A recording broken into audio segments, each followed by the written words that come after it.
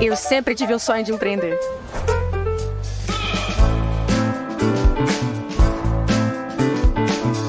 E saber que nessa jornada eu tenho com quem contar.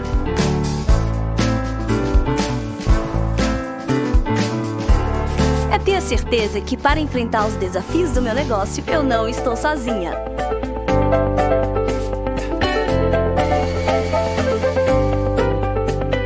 Eu e meus colaboradores podemos contar com capacitação e toda assistência.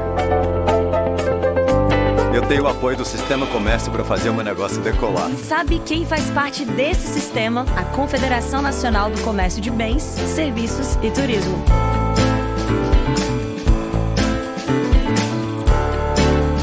Sete federações nacionais, 27 federações do comércio nos estados e mais de 1.000 sindicatos empresariais do comércio de bens, serviços e turismo de todo o Brasil. São quase 5 milhões de empresas desses setores que geram mais de 22 milhões de empregos diretos e formais. O SESC e o SENAC fazem parte do sistema e são os braços sociais do comércio de bens, serviços e turismo administrados pela CNC, que também trabalha em prol da democracia, da segurança jurídica e do livre comércio para as empresas. É força para você, para Maria, para o João, para Clarice, para o Silva, para o José. O Sistema Comércio está presente na nossa vida e na defesa das empresas. É o trabalho que valoriza o Brasil.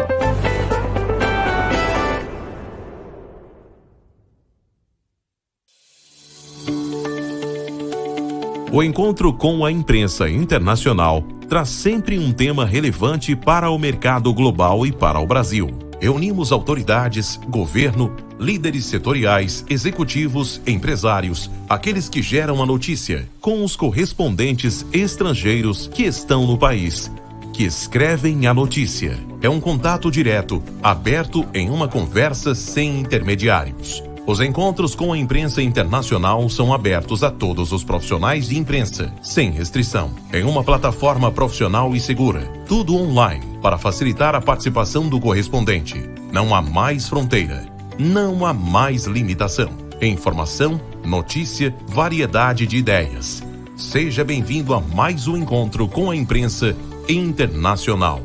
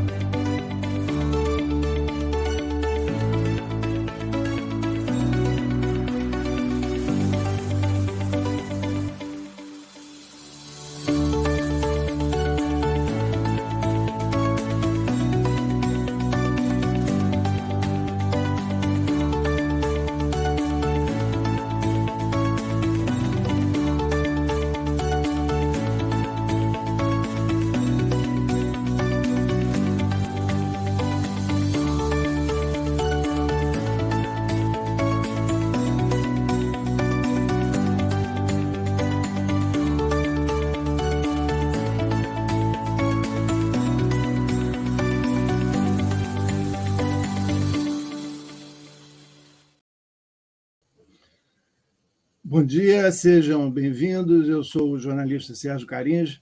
Vamos dar início ao encontro com a imprensa internacional que vai abordar a crise climática e a produção de alimentos. Para isso, convidamos a presidente da Embrapa, Silvia Mascoar, a quem agradeço já a presença, o diretor da WFP Brasil, Daniel Balaban, que tem a missão de acompanhar a questão alimentar mundial, é uma entidade ligada à ONU. Obrigado, Daniel Balaban.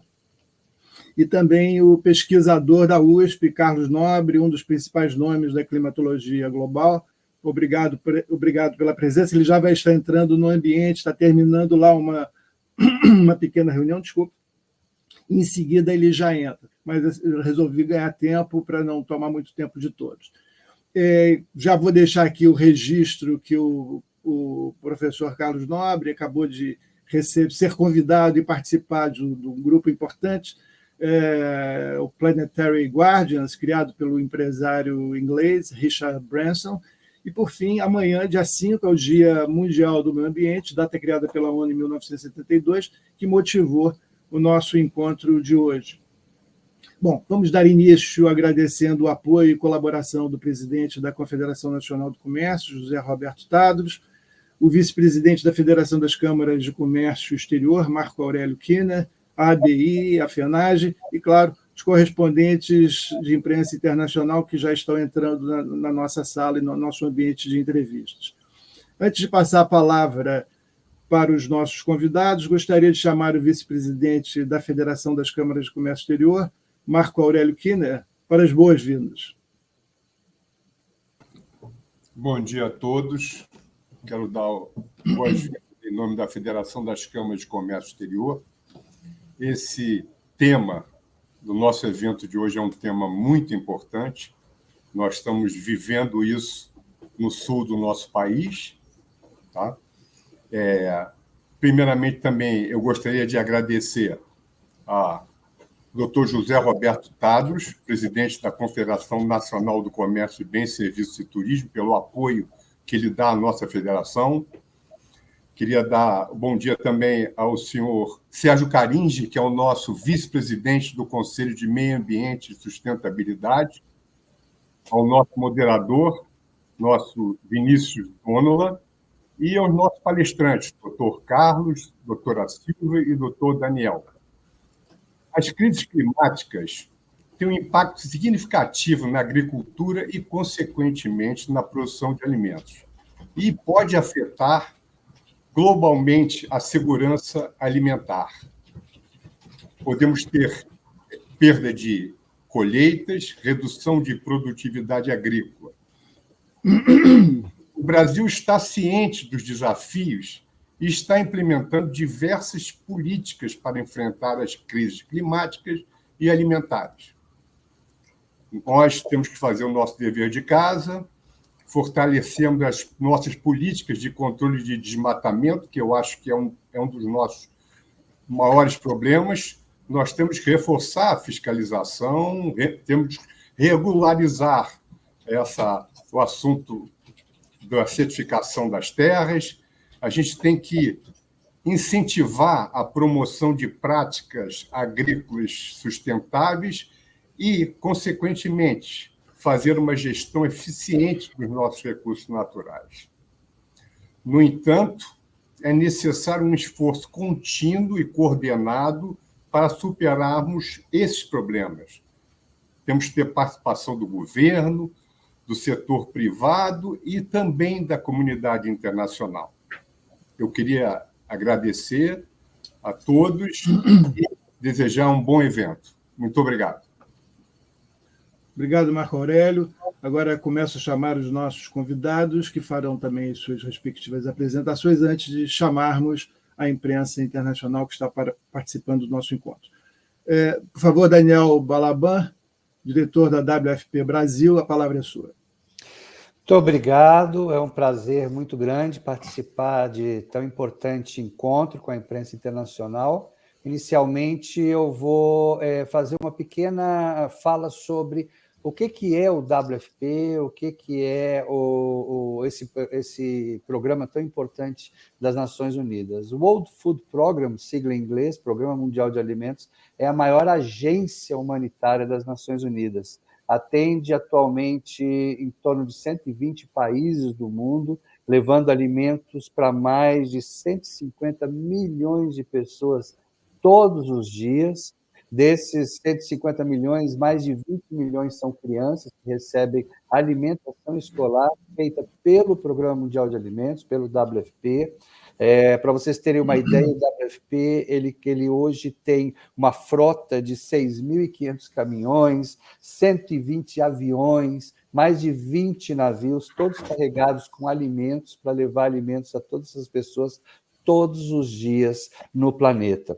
O Centro de Excelência que eu dirijo aqui no Brasil é exatamente uma parceria entre o governo brasileiro e o World Food Program para levar políticas públicas de combate à insegurança alimentar e nutricional a vários países do planeta e também ao Brasil. Então, é uma cooperação internacional, é um compartilhamento de boas iniciativas e de boas políticas públicas. A gente acredita apenas através de políticas públicas sustentáveis é que nós vamos realmente conseguir diminuir ou até acabar a insegurança alimentar e nutricional no planeta até o ano de 2030. Mas, apesar de todo esse trabalho que o WFP faz de alimentar 200 milhões de pessoas no planeta, nós ainda estamos muito longe de atingir a nossa meta. O último relatório do SOF, né, State of Food Insecurity, que é um relatório das Nações Unidas que sai todos os anos, ele aponta que ainda temos 735 milhões de pessoas que nesse exato momento não têm o que comer, absolutamente nada. Se não receberem ajuda externa, essas pessoas estarão literalmente passando fome, estão em insegurança alimentar e nutricional grave. Então, 735 milhões de pessoas é um escândalo para o mundo. Eu acho que esse número deveria ser repetido todos os dias para ver se todos se levantassem para tentar resolver, porque é um problema que tem solução. Nós podemos resolver a questão da fome no planeta, mas não há ainda uma iniciativa global para enfrentar esse problema. E, logicamente, quais são os fatores principais que levam à fome no mundo? O primeiro fator são os conflitos e as guerras. Enquanto nós estivermos com conflitos, com guerras em várias partes do planeta, isso faz com que não haja produção de alimentos, que as pessoas sejam deslocadas, porque ninguém fica parado esperando bombas caírem nas suas cabeças. Então, essas pessoas precisam de ajuda externa. O segundo fator é exatamente as mudanças climáticas, que é um dos temas que nós estamos discutindo aqui hoje. Para vocês terem uma ideia, o que tem a ver mudança climática com a questão da fome no mundo? Tem muito a ver, porque hoje, para vocês terem uma ideia, nós temos um impacto grande no rendimento das colheitas, principalmente nos países em desenvolvimento. Então, todas as alterações climáticas, elas acabam levando a padrões climáticos que são imprevisíveis. Secas, inundações, como nós estamos vendo lá no sul do Brasil, temperaturas extremas, o inverno fica muito mais rigoroso, os verões ficam muito mais rigorosos, e tudo isso afeta drasticamente o rendimento das colheitas.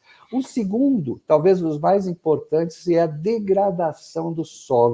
Então, o aumento das temperaturas e as mudanças nas chuvas, eles acabam levando à erosão do solo, perda da fertilidade, desertificação, e isso acaba, logicamente, dificultando todo o cultivo de alimentos. Então, só para vocês terem uma ideia, no Brasil, 140 milhões de hectares de terras brasileiras estão consideradas degradadas, ou seja, que nada do que se planta dá, ao contrário da carta do Pero Vaz de Caminha. Então, 140 milhões de hectares hoje no Brasil, isso corresponde a 16,5% do território nacional. Então, tem que haver um trabalho para que a gente possa recuperar essas terras brasileiras e voltar à produção nessas terras. No mundo, quase 1/3 do solo sofre de algum tipo de degradação. Então, isso é algo que nós temos que trabalhar. Sim, o terceiro fator importantíssimo que afeta a produção de alimentos é a escassez de água. As alterações climáticas, elas acabam tendo um impacto muito grande na disponibilidade e na distribuição da água. E a redução de chuvas em alguns locais, né, o aumento das taxas de evaporação, acabam levando à escassez de água, afetando tanto a irrigação das culturas, quanto o abastecimento de água potável. Então, algumas partes da África, que são um continente que nós trabalhamos muito hoje, tem uma necessidade de água muito forte, e eles estão numa seca cada vez mais intensa em várias partes daquela região. Então, isso tem que ser trabalhado, e tem solução para isso. Logicamente, a pesca e a aquicultura, o aumento da temperatura do mar, acaba afetando a questão da pesca. Tem muita gente que vive de pesca, que vive de aquicultura, e isso está reduzindo as populações de peixes que podem ser utilizados para a subsistência dessas comunidades. Logicamente, as mudanças climáticas também afetam o quê? O preço dos alimentos. É o grande fator que hoje também leva as pessoas a terem fome, principalmente no Brasil. O Brasil tem uma produção muito grande de alimentos, mas o Brasil, grande parte da população não tem dinheiro, não tem acesso a esses alimentos, porque são caros. Então, essa redução da produtividade agrícola, ela leva ao aumento do preço dos alimentos, dificulta o acesso das famílias de baixa renda, né? E os alimentos nutritivos, infelizmente, são os mais caros. Outra questão é o deslocamento e o conflito, né? Porque as alterações climáticas, elas fazem com que as pessoas percam a esperança de produção na sua terra e acabem levando a deslocamento, a migração. É importante que a gente frise isso. Ninguém sai da sua terra porque quer. As pessoas são simplesmente impelidas a saírem da sua terra. Por isso que elas vão procurar esperança em outras partes do planeta. Se nós não queremos imigrações, processos imigratórios, nós temos que trabalhar com que essas pessoas possam ficar nas suas terras, produzindo e sendo felizes. Então, a gente acaba esquecendo isso e a gente bota muito dinheiro fazendo o quê? Construindo muros, né? E isso não impede, absolutamente, para mim, uma das maiores estupidezes do ser humano é a construção de muros. Mas continuamos a fazer isso em vez de ajudarmos as pessoas a permanecerem na sua terra, produzindo e tentando diminuir os efeitos das mudanças climáticas. Então, é importante que a gente aborde a correlação entre fome e alterações climáticas, né? E isso envolve a implementação de práticas agrícolas sustentáveis. Existem, todos os cientistas sabem, todos os pesquisadores sabem, mas não é colocado em prática. Então, nós temos que melhorar a gestão da água, nós temos que fazer investimento em culturas resistentes ao clima, e nós temos que criar políticas que apoiem a segurança alimentar e os esforços de adaptação climática que o nosso planeta tanto precisa. Bom, eu vou parar por aqui e vou ficar à disposição das perguntas que vocês venham a ter. Muito obrigado a todos e a todas. Obrigado, Daniel Balaban. Eu vou chamar agora o professor Carlos Nobre, que eu acho que ele já está na sala. Então, gostaríamos de ouvi-lo sobre o tema, professor. E aproveitando, a gente precisa saber qual é o cenário climático e ambiental que a gente está lidando. E mais uma coisa também, alguma novidade sobre o Pacto pelo Federalismo Climático? Professor, a palavra é sua. Bom dia a todas e a todos. Por coincidência, participei de uma rápida reunião agora sobre o federalismo climático, em que o vice-ministro de Finanças, o Rafael Dubô, e o diretor do Observatório do Clima, Márcio Astrini, nós debatemos bastante esses aspectos, e não há dúvida de que há muitos desafios que nós temos, e hoje está ficando muito claro que os eventos climáticos extremos, eles não são nada que vão só acontecer no futuro, eles já estão acontecendo. Nós tivemos 2023 e continua em 2024 o ano mais quente, e para a gente ver quando a Terra era quente como esses anos, nós temos que ir 120, 130 mil anos atrás, no último período interglacial. Os oceanos bateram todo o recorde de temperaturas também.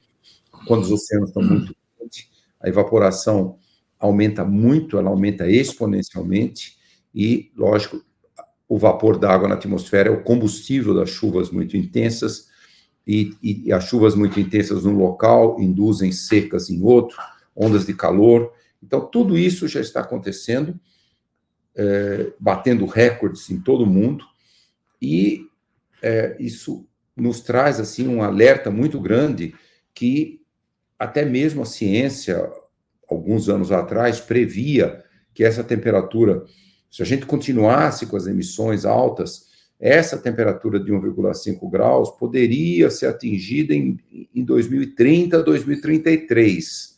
Olha, foi atingida quase que 10 anos antes. E não há nenhuma expectativa de que a temperatura vai cair muito. Esse ano, segundo semestre, começa o fenômeno Laninha no Oceano Pacífico equatorial e vai esfriar um pouquinho, mas deve esfriar muito pouco. Então, essa é uma preocupação enorme e que as mudanças climáticas já chegaram e que, portanto, nós temos que agora entender bem que não há como separar mitigação de adaptação. Por muito tempo se falava muito em reduzir as emissões e não se falava muito em adaptação, principalmente no sul global. Muito pouco se falava de adaptação aqui no Brasil, porque muitas pessoas imaginavam que as mudanças climáticas iam acontecer em décadas e décadas para frente. Não, os extremos climáticos já estão acontecendo agora e, vamos dizer assim, o Brasil tem metas governamentais importantes, metas diplomáticas também, de ser um dos países que mais vai reduzir emissões, 48% de redução das emissões até 2025 e 53% até 2030, quer dizer, até muito mais redução que a maioria dos países do mundo, e principalmente zerando o desmatamento em todos os biomas. É um desafio, mas é possível. Tivemos uma redução muito grande do desmatamento da Amazônia 2023, continua caindo, os 4 primeiros meses de 2024 continuou caindo 40% de redução em relação a 2023, Amazônia, mas infelizmente um grande desmatamento ainda do Cerrado, e aí, lógico, também o Brasil tem um potencial muito grande de transição energética, 20% das nossas emissões são queima de combustíveis fósseis, e o Brasil pode acelerar muito energias renováveis, elas podem adquirir uma escala muito grande, e lógico, 50% das emissões do Brasil até 2022 vinham do desmatamento dos biomas, e 25% agricultura e pecuária, e cerca de 18% a 20% energia.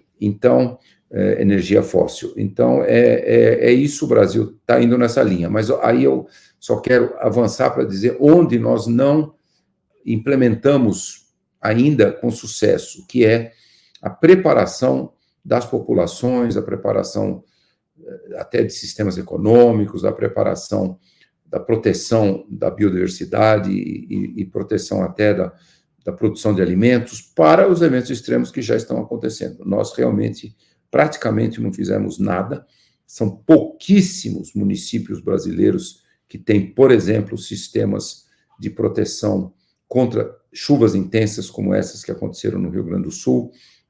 A região serrana do Rio tem alguns municípios que já têm sistemas de alerta bem mais avançados, sirenes em todas as áreas de risco, locais que a população pode se deslocar quando as sirenes tocam, mas são pouquíssimos municípios no Brasil que têm esses sistemas. Então, é isso o enorme desafio. Em primeiro lugar, colocar sistemas de alerta a esses desastres muito intensos em todas as áreas de risco.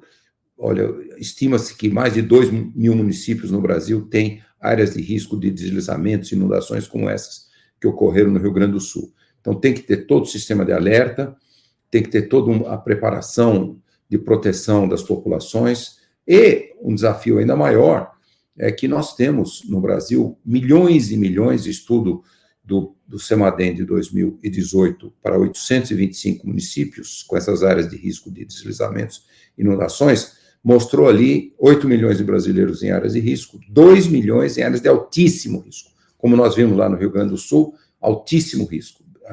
A margem dos rios que foi totalmente tomada, dezenas de milhares de casas foram destruídas, e encostas também.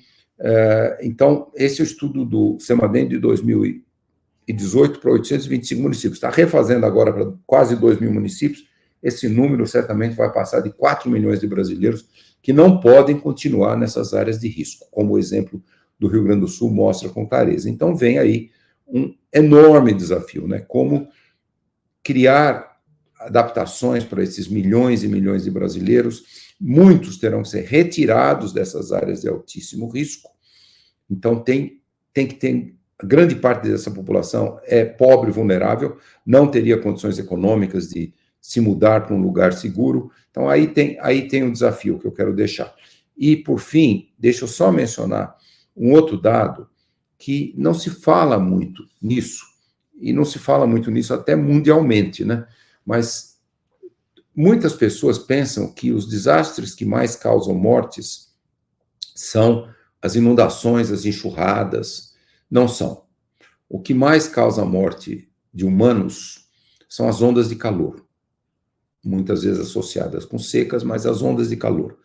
E ondas de calor, a Organização Mundial de Saúde estima que, de fato, se sabe um número muito pequeno, porque a medicina mundial ela não consegue, muitas vezes, tomar noção de que o que originou uma doença que leva à morte, principalmente idosas e idosos e até bebês, é a onda de calor.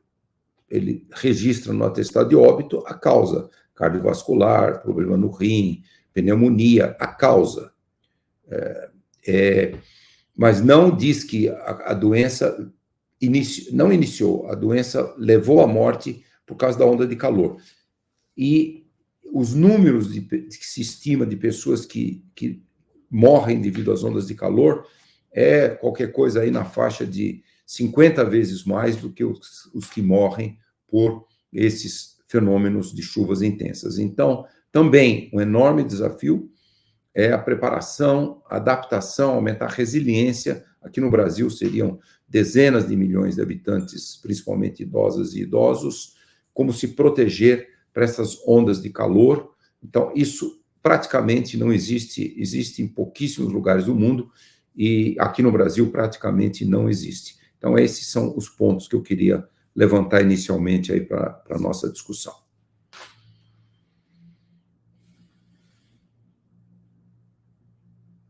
Professor, o cenário é desafiador, requer muita atenção. Então, mas agora a gente vai chamar a presidente da Embrapa, Silvia Masruá,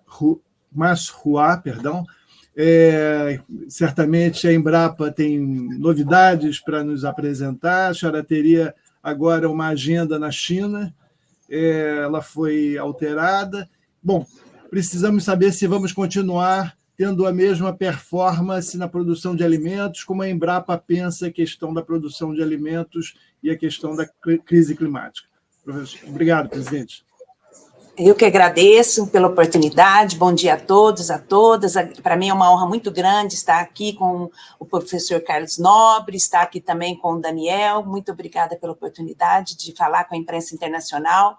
Bem, a Embrapa, acredito que todos conhecem, a Embrapa, né, empresa brasileira de pesquisas agropecuária, ligada ao Ministério da Agricultura e Pecuária.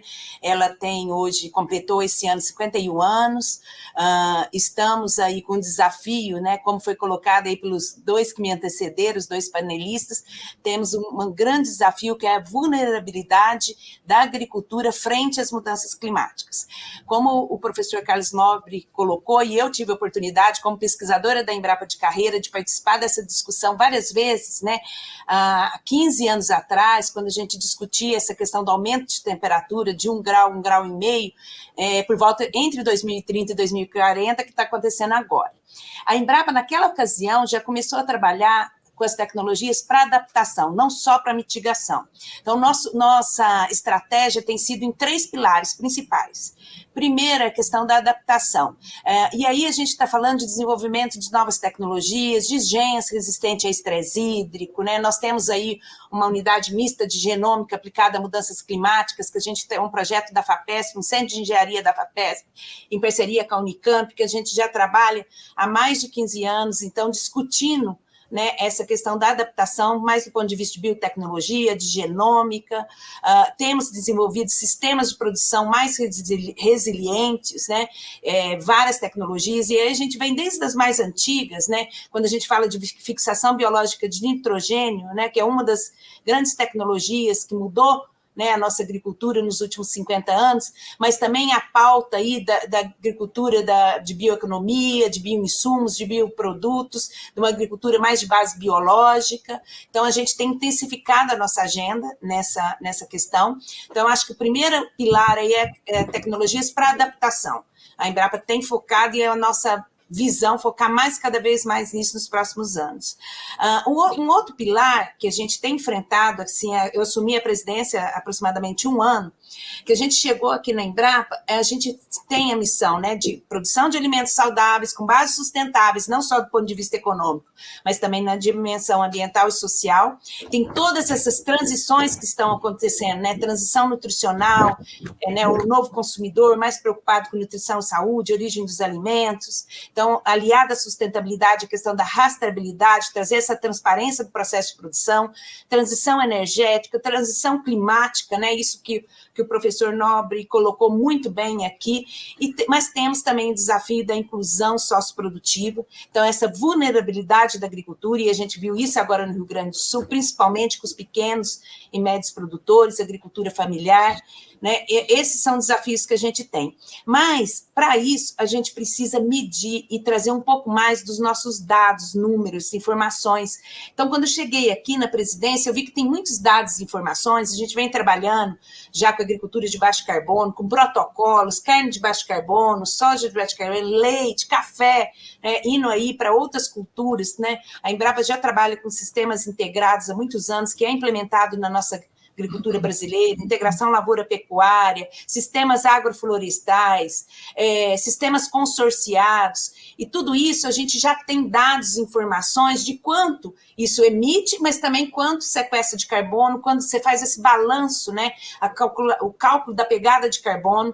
Então, tudo isso hoje a gente organizou, nós lançamos agora nessa ideia de medir, de trazer métricas e indicadores de sustentabilidade. Esse é o nosso grande desafio, para ajudar o nosso país a mostrar, né, como a agricultura brasileira é sustentável, não só do ponto de vista econômico, mas também ambiental e social, e quais são os nossos desafios, né, do ponto de vista de sustentabilidade. Né? Então, hoje nós lançamos o programa Integra Carbono, o programa Embrapa Integra Carbono, onde a gente está integrando esses dados que a gente tem levantado aí, tanto da área de grãos, de pecuária, de florestas, mas também de fruticultura, e de várias outras culturas. E o terceiro pilar que a gente tem trabalhado, e aí envolve muito essa questão da inclusão socioprodutiva, é a questão da viabilidade econômica, porque não adianta nada, né, a gente, o que a gente tem que fazer? Tem que estimular os produtores a adotar práticas mais sustentáveis, né, cada vez mais. O Brasil tem várias práticas, tem o Programa de Agricultura de Baixo Carbono há mais de 10 anos, mais de 15 anos, isso tem que ser aliado a políticas públicas, essa é uma política pública, por exemplo, o Programa de Agricultura de Baixo Carbono, o Zoneamento Agrícola de Risco Climático, uma outra política pública que a gente tem há mais de 20 anos, baseada em ciência e tecnologia. Temos também aí, recentemente, o RenovaBio para o incentivo de biocombustíveis, pensando, né, nessa transformação da rota, né, de fósseis para uma agricultura de base biológica. Então, tudo isso a gente tem trabalhado com essas roadmaps, vamos dizer assim, mas agora a gente tem que trazer esses números e também incentivar políticas públicas que tenham viabilidade econômica para os 5 milhões de produtores rurais, né? Pensando aí muito também na agricultura familiar, né, nesses produtores que são mais vulneráveis, eles precisam entender como aquela prática sustentável pode agregar mais valor, ajudar a reduzir o custo, né, do sistema de produção, ou até mesmo trazer um selo de sustentabilidade, né? Então, é um desafio grande. Então, a gente tem se baseado nesses 3 pilares: sustentabilidade, inclusão socioprodutiva, e como a gente pode fazer com a vanguarda da ciência e tecnologia, né, o que a gente tem avançado em biotecnologia, engenharia genética, nanotecnologia, automação, agricultura de precisão e digital, como que isso pode ajudar a trazer essas métricas, indicadores, como isso pode agregar valor, e também como isso pode trazer indicadores de como a gente pode melhorar a nossa produção, a nossa produtividade de maneira sustentável. No governo federal, o Ministério da Agricultura e Pecuária, né, lançou aí o programa coordenado aí pelo nosso ministro, Carlos Fávaro, lançou o programa de recuperação de áreas degradadas, então foi mapeado aí com a Embrapa e parceiros 160 milhões de hectares de pastagens, onde 40 milhões de hectares dessas pastagens, elas têm um nível de degradação, seja leve, moderado ou mais severo, né? E em cima disso daí, a gente fez um cruzamento das informações, né, das áreas que têm aptidão agrícola, né, para a gente trabalhar e fazer uma política pública que incentive os produtores rurais a recuperar essas áreas, porque toda a agricultura, a base da agricultura é a saúde do solo, então a gente precisa recuperar essas áreas degradadas, e isso a gente pode aumentar nossa produção e produtividade para contribuir aí com a segurança alimentar no nosso país e no mundo todo, recuperando mais de 40 milhões de hectares. Para vocês terem uma ideia, nesses 50 anos, nós aumentamos, né, nós expandimos a nossa área em 140%, mas nós aumentamos a nossa produção e a nossa produtividade em 580%, só na área de grãos, estou pegando um exemplo. Isso é 4, 5 vezes a mais. Isso graças à ciência e tecnologia, produzir mais na mesma área, com cultivares que aumentam a produtividade, né, para o nosso tipo de clima e solo. Então, hoje, com essa área de pastagens, com esse programa da área de pastagens degradadas, nós estamos trabalhando também, cruzando essas informações, quais são a aptidão agrícola dentro desses 40 milhões de hectares, dentro desses 40 milhões de hectares, 12 milhões de hectares, como que a gente pode trabalhar com a parte de restauração ambiental para estimular os produtores rurais a cada vez mais também trabalhar. Então, seria 28 milhões, né, para recuperar, seja de um pasto mal manejado para um pasto bem manejado, seja da pecuária para a agricultura, ou do sistema integrado, né, lavoura, pecuária, floresta, e LPF, que a gente fala. Então, a gente tem esse desafio agora de trabalhar essa política pública aliado, né, trazendo essas tecnologias, né, que vieram da pesquisa e para auxiliar aí, né, o produtor rural e fomentar, incentivar com crédito rural, seguro rural, que incentivar que ele use mais, cada vez mais essas práticas mais sustentáveis. Que já são implantadas no nosso país há muitos anos e outros países estão começando a implantar agora. A gente fala de plantio direto, de fixação biológica de nitrogênio. Tem um estudo de uma consultoria recente, né, da McKinsey, que mostrou que o Brasil é um dos países que mais adota a bioinsumos, né, quando se fala de sustentabilidade. Então, são tecnologias que a gente precisa trazer cada vez mais, né, para a gente diminuir essa vulnerabilidade que a gente tem frente às mudanças climáticas, que os eventos extremos estão cada vez mais, eles não estão dando tempo, né, o professor Carlos Nobre falou aí do El Niño, do Laninha, o intervalo entre um e o outro tem diminuído, e isso tem um impacto muito grande na produção de alimentos, né, a gente tem sentido isso no último ano, então a gente precisa trabalhar isso de forma mais sistemática.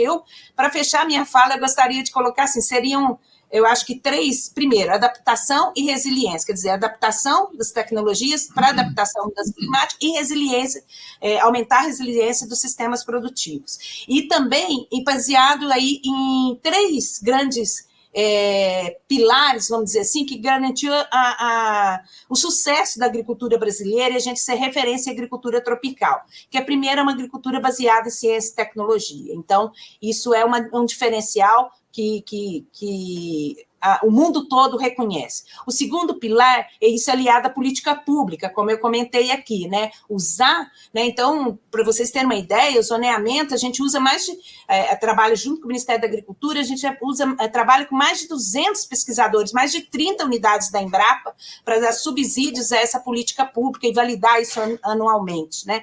Então, isso também é um dos grandes segredos da agricultura brasileira. E eu acho que o terceiro também é assistência técnica e extensão rural, principalmente quando você pensa no pequeno e médios produtores, porque a Embrapa gera tecnologia, mas muitas vezes a tecnologia não chega ao pequeno e médio produtor porque não tem multiplicadores. Então, a Embrapa precisa, né, trabalhar mais junto com a extensão rural para gerar esses multiplicadores, para que essas práticas mais sustentáveis cheguem até o pequeno e o médio produtor, para que a gente possa realmente melhorar aí, né, a sustentabilidade na agricultura brasileira.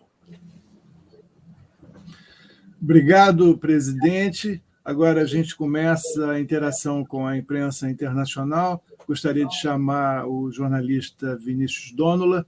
A mediação é sua e agradeço mais uma vez a sua participação no nosso encontro. Obrigado, Vinícius. Obrigado, Sérgio. Eu que agradeço pelo convite para mediar mais um encontro com a imprensa internacional. Inicialmente, bom dia aos nossos convidados, uma honra tê-los aqui e uma alegria pessoal reencontrar o professor Carlos Nobre, que eu conheço há mais de 30 anos, a minha referência nas inúmeras reportagens que eu fiz para a TV sobre mudanças climáticas, agora guardião planetário. Parabéns, professor. Agradeço também aos meus colegas correspondentes e, por favor, os jornalistas que quiserem fazer perguntas devem escrever no chat, identificando-se com nome e veículo. Essas perguntas serão repassadas para mim ao longo do nosso programa. Então, nós vamos às primeiras perguntas dos jornalistas que já estão aqui credenciados. A primeira pergunta é da Maria Eduarda Joia, da agência France Press. Maria Eduarda, muito bom dia.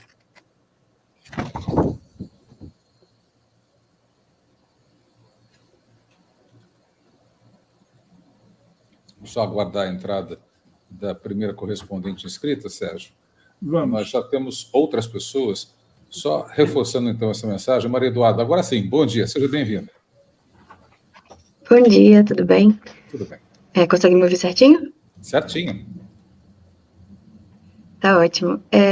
Então, a minha pergunta é em relação à desinformação, tanto climática quanto em relação à segurança alimentar, e eu queria saber dos três, tanto do Carlos quanto do Daniel e da Silvia, se eles notam um aumento de notícias falsas e teorias da conspiração sobre esses temas. Então, por exemplo, se eles têm sido mais procurados para ajudar a desmentir essas questões. E, nesse sentido, qual seria o principal risco ou consequência que a proliferação dessas narrativas apresenta na visão de cada um? Maria Eduarda, você sugere alguém para iniciar as respostas ou ladies first? A sua sugestão, por gentileza. Acho que pode ser, então, primeiro a Silvia. Ok, obrigado. Presidente da Embrapa. Bom dia. Bom dia. Obrigada, Vinícius, Sérgio, Maria Eduarda, muito obrigada pela pergunta. Realmente, esse é um grande problema, por isso que a gente precisa de dados oficiais, né? E a Embrapa, ela tem um papel muito importante para colaborar com esses dados oficiais. Embora hoje a Embrapa tenha muitos dados e informações, a gente hoje precisa gerar as métricas e indicadores, referência para a agricultura tropical, até para o Brasil poder entrar nessas negociações, né? Quando vai discutir com os países de clima temperado, muitas vezes a referência para eles de informações são da agricultura nos países de clima temperado, que é diferente do nosso país, né? Nós temos 2, 3 safras na mesma área, tem várias outras práticas que o Brasil já adota, né? Até pelo tipo de clima e solo que nós temos, né, para aumentar nossa produção e produtividade de maneira sustentável.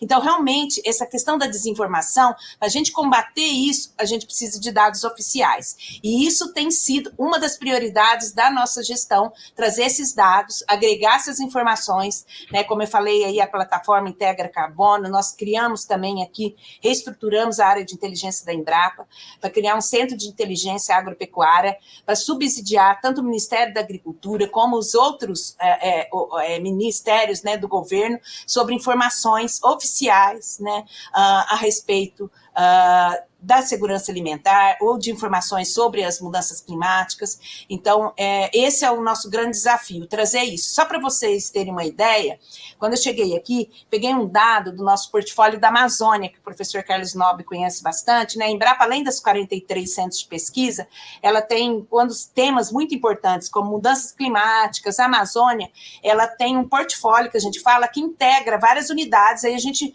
tem um grupo gestor que envolve os maiores especialistas da Embrapa naquele tema, e a gente começa, então, a trazer dados e informações do que foi feito. Então, a Amazônia, mudanças climáticas, é um portfólio. E nos dados do portfólio da Amazônia, eu peguei um dado interessante, que não é muito divulgado, é divulgado do ponto de vista científico, né, pelos pesquisadores nos congressos, nas revistas internacionais, mas isso não é tão divulgado. O que acontece? Há 25 anos, a Embrapa trabalha na Amazônia, tem 7 unidades na Amazônia, em todos os estados da Amazônia, trabalha com o sistema agroflorestal, com vários há mais de 50 anos, e colegas nossos que trabalham lá há 50 anos, nos últimos 25 anos, coletando dados, trabalhando aí, né, na substituição de gramíneas com forrageiras mais oleaginosas, mais frutíferas, né, com pecuária de corte, pecuária de leite, né, de maneira sustentável, com práticas sustentáveis, eles mostram que reduziram a emissão de gás de efeito estufa em 36%. Então, muitas vezes, isso não é divulgado, essa informação. A gente não tem. Eu mesmo, que era da Embrapa, não tinha essa informação. Quando eu cheguei aqui, fui atrás desses dados e informações dos vários portfólios, e isso é um dado importante, que muitas vezes para mostrar o que é oficial, o que é verdadeiro, né? Então, isso cada vez mais a gente tem que trazer, né? E isso mostra que elas viram verdadeiras biofábricas, né? Então, cada vez mais isso precisa ser trabalhado, explorado, assim, lições aprendidas. O que é positivo nesses 51 anos, que a gente pode estimular, né, para tornar a nossa agricultura mais sustentável. Então, é esse trabalho, tanto com números, com métricas, indicadores, a gente está participando, inclusive, junto com o Ministério da Fazenda, né? O Ministério da Fazenda tem o desafio aí de desenvolver uma taxonomia de sustentabilidade para várias áreas, inclusive do agro, e no caso do agro, a Embrapa está coordenando esse processo, envolvendo vários ministérios. A gente já tem esses indicadores para várias culturas, para vários sistemas de produção, mas agora como a gente vai criar essa taxonomia de sustentabilidade baseado nisso que o Brasil desenvolveu. Então, eu acho que cada vez mais a gente precisa trazer esses dados e precisa comunicar isso para combater essa desinformação, que eu acho que muitas vezes a desinformação acaba atrapalhando. Eu acho que a princípio é isso, que eu não sei se eu respondi tudo que você perguntou. Foi a pergunta da correspondente da agência France Press. Se você tiver qualquer acréscimo ou dúvida a fazer aos nossos convidados, nossa querida correspondente, é só mandar ali no chat para a gente. Agora eu repasso a pergunta sobre desinformação para o climatologista e pesquisador da USP. Que bom revê-lo, meu querido professor Carlos Nobre. A pergunta da nossa correspondente é sobre desinformação. Bom estar aqui com o senhor, professor. Bom dia, tudo bem? Acho que o áudio do senhor está fechado, peraí. Desculpa. Sim. Agora sim. Bom dia, revê-lo, depois de vários anos, né? E a questão de desinformação, ela é bem interessante, porque ela tem uma relação com 2 aspectos. O primeiro é o crescimento do populismo no mundo. Nos últimos 25 anos, cresceu o populismo. O populismo é tanto de extrema-direita como de extrema-esquerda. A maioria, 80% aí é de extrema-direita. E aí, os políticos mais negacionistas de mudanças climáticas são esses. E então, esse crescimento está fazendo também a desinformação. Às vezes, a desinformação está dentro dos políticos, está dentro, não só fake news que vem de redes sociais, não. E isso está acontecendo.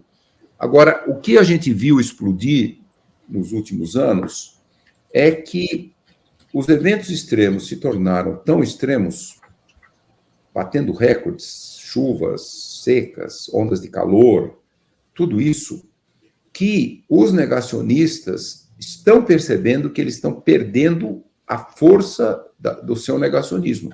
Porque, por exemplo, a pesquisa recente que foi feita aqui no Brasil, quase todos os brasileiros disseram que esse evento do Rio Grande do Sul tem a ver com mudança climática. E isso está acontecendo no mundo inteiro. Então, o que eu tenho observado? Que esses negacionistas estão muito preocupados que agora eles já nem mais conseguem convencer as pessoas que não existe mudança climática, que não existe risco. Porque todos os dias estão acontecendo recordes em todo o mundo, em todos os sentidos. E ainda, como eu falei, se fala pouco do que mais leva à morte, as ondas de calor. Mas o que se fala muito são esses impactos de chuvas intensas que levam à morte e também, logicamente, como a presidente da Embrapa falou muito bem, os eventos climáticos extremos estão levando a enormes riscos também para a produção de alimentos no mundo inteiro. Então, é um pouco, na minha avaliação, é isso. Os negacionistas estão perdendo o jogo e eles estão ficando muito desesperados e aí passaram a atacar. Então, nesse sentido, ela perguntou, vocês são chamados pela imprensa para explicar pontos de negacionistas? Sim, mas hoje não é nada difícil, porque o negacionista não tem nenhum argumento mais científico, não tem mais incerteza científica. Talvez 30 anos atrás ainda tinha alguma incerteza sobre o que as mudanças climáticas podiam fazer.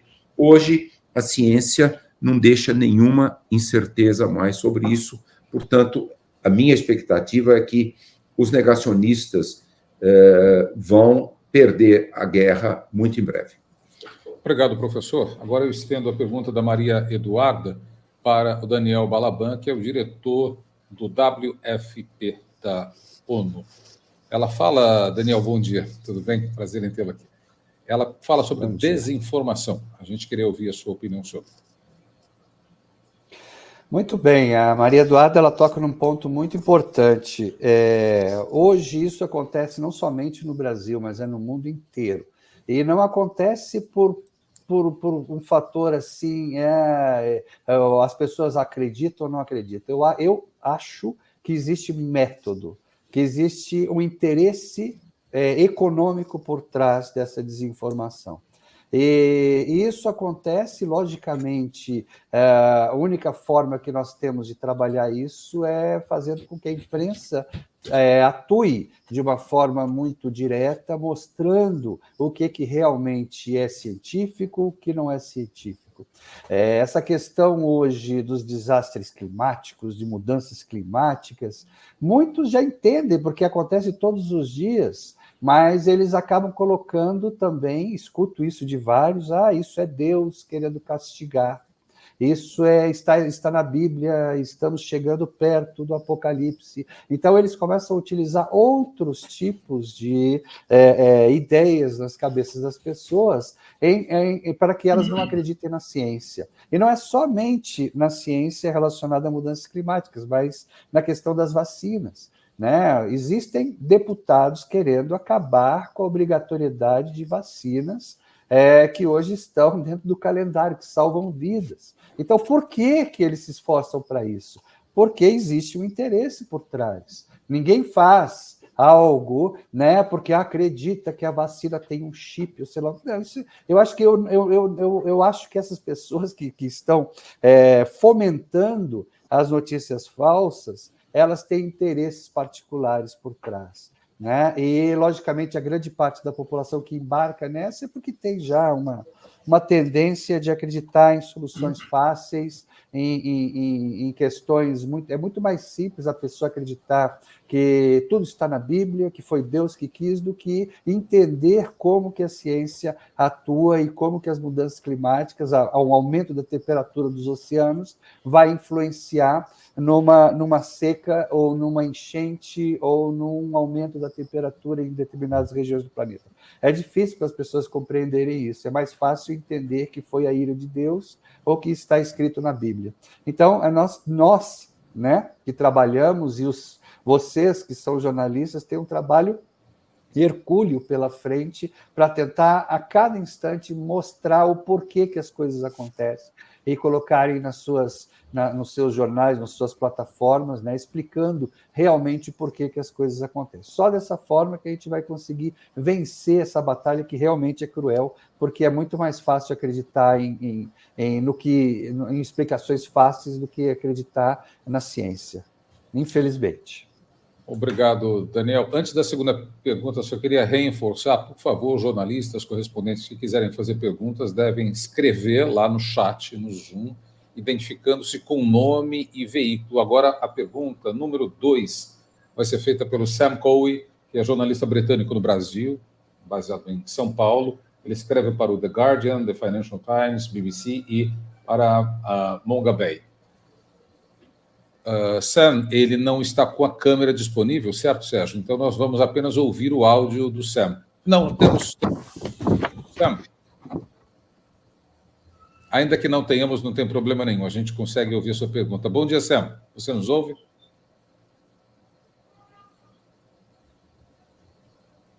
Eu não sei se o Sam está nos ouvindo.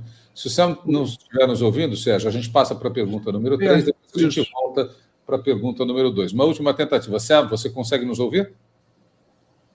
Não, por enquanto não. Então a gente vai falar com o João Pedro Soares, que é da ARD, Rede de TV da Alemanha. João Pedro, bom dia. A sua pergunta, por gentileza. Eu acho que o seu fone, o seu áudio está fechado. Perdão, agora sim. Muito bem. Bom dia, tudo bem? Seja bem-vindo. Obrigado pela oportunidade. Eu queria perguntar, então, sobretudo ao Daniel, mas gostaria também de ouvir o professor Carlos Nobre, claro, e a Silvia também, se quiserem responder. Mas a gente teve recentemente novos dados de desmatamento, né? O relatório anual do MAP Biomas foi divulgado e, mais uma vez, né, notícias animadoras sobre a Amazônia, sobre o quadro nacional de queda no desmatamento, mas preocupa muito a situação do Cerrado, né, que concentrou 60% do desmatamento de 2023 e preocupa, chama atenção, né, especialmente a informação de que 50% do desmatamento no bioma foi feito de forma legal, concentrado ali na região do Mato Piba.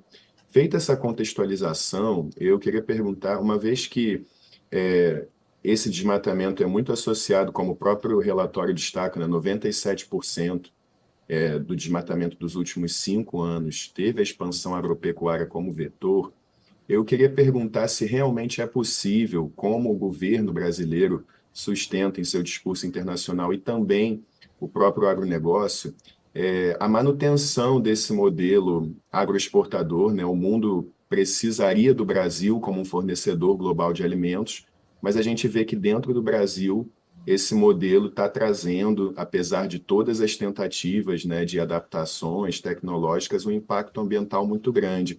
Minha pergunta, então, é se realmente é conciliável, né, esse modelo econômico, no caso do Brasil, servindo a uma suposta necessidade global e a preservação ambiental dos biomas brasileiros. Obrigado.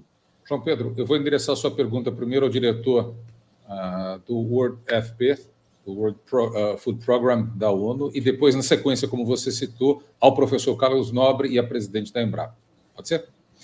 Daniel, por favor, a resposta ao correspondente João Pedro Soares, por gentileza. Muito obrigado.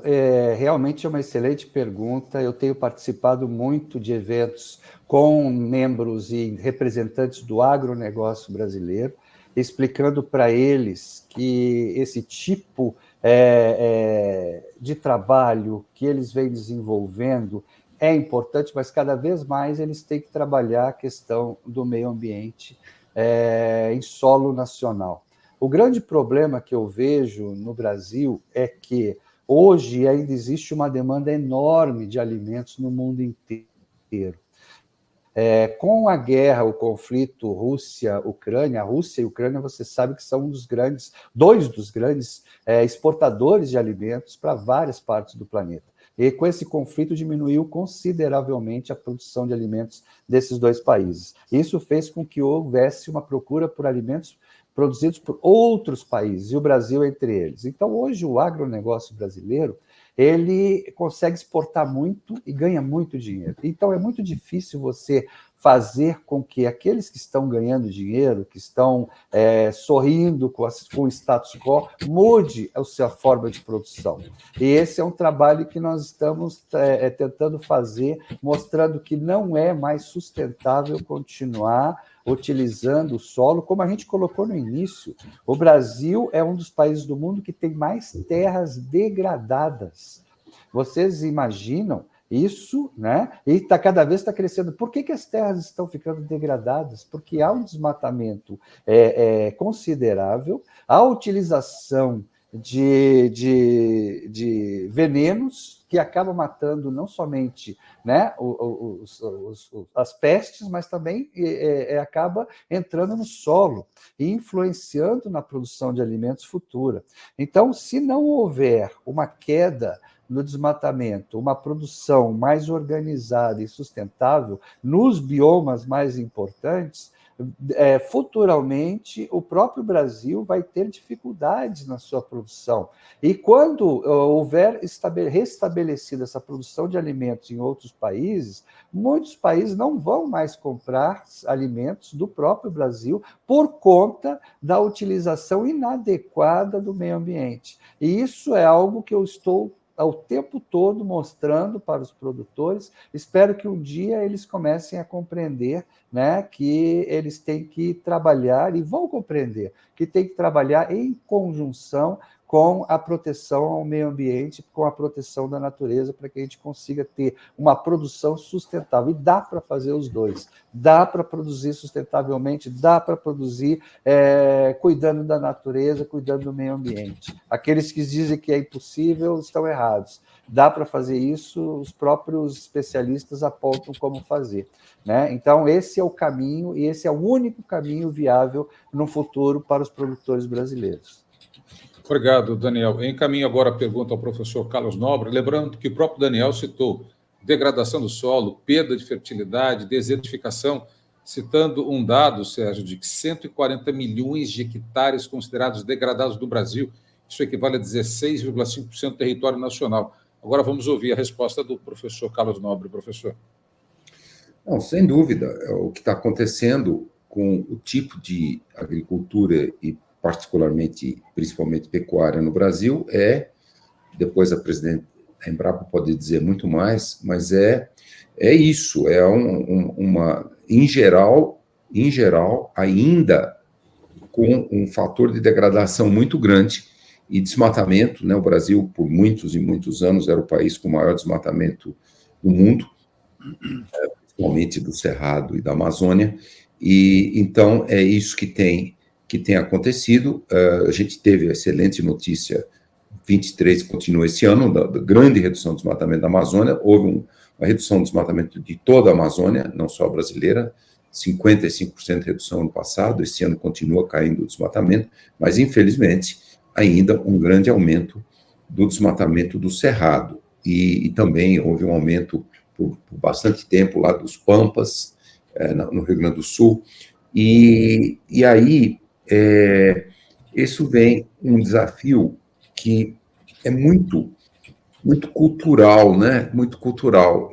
Deixa eu contar um caso aí bem engraçado, mas é triste.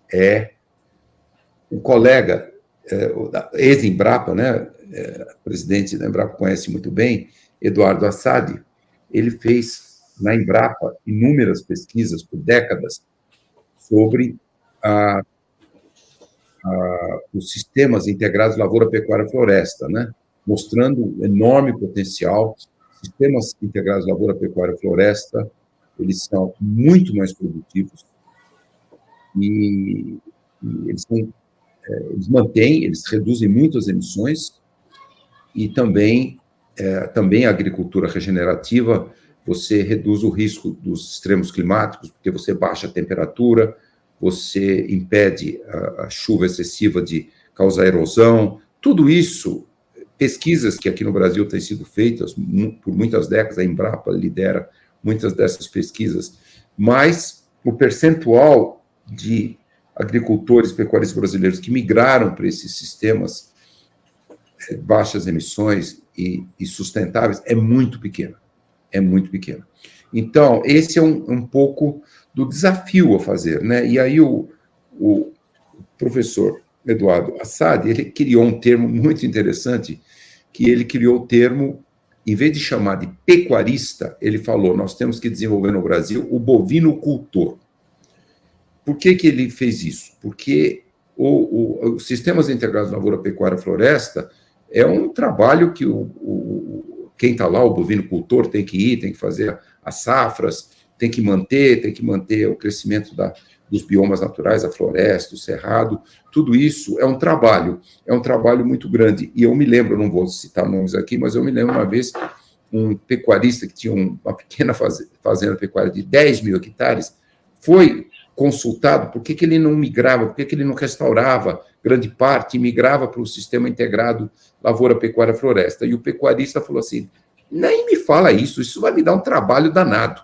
Então, culturalmente, por que muitos desses sistemas de grandes fazendas, principalmente a pecuária, têm essa cultura expansionista? A cultura expansionista não parou em grande parte desse número. E também, globalmente falando, e é um pouco misterioso, mas globalmente falando, o setor econômico mais negacionista de mudanças climáticas é o setor do agronegócio. Estados Unidos, Brasil, Argentina, todos os países europeus. Então, esse é o setor mais negacionista. É um setor que está sendo muito afetado pelos extremos climáticos.